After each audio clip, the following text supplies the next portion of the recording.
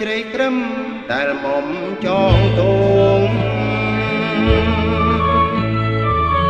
អូនយករលងរហូតពេញវ័យក្មេងជ្រូតស្មៅកងច្រៀងរឿងកែវស្រី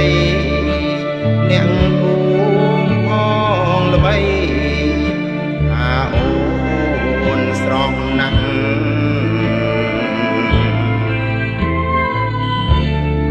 ឡាបកងកែវស្មើទាវក្នុងរឿងសាច់ស្រអែមលឿងពលគួចសោ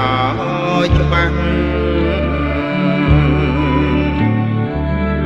ចង់ការកែវធំបងសូមប្រវាក់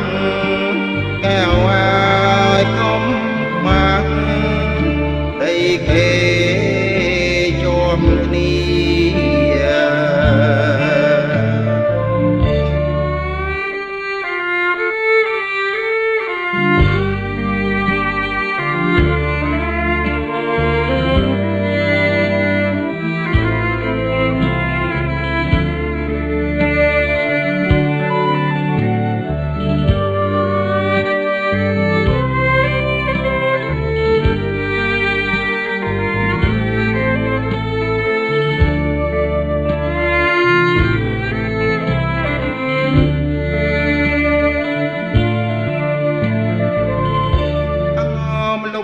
ជ្រៃក្រឹម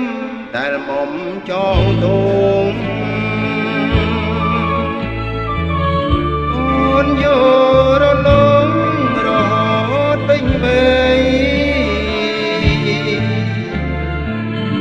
ក្មេងជ្រូតស្មៅកងច្រៀងរឿងកែវស្រីអ្នកគូផងល្បី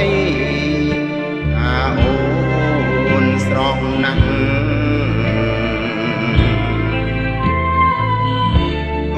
ឡាបកងកែវស្មើទាវក្នុងរឿងសាច់ស្រ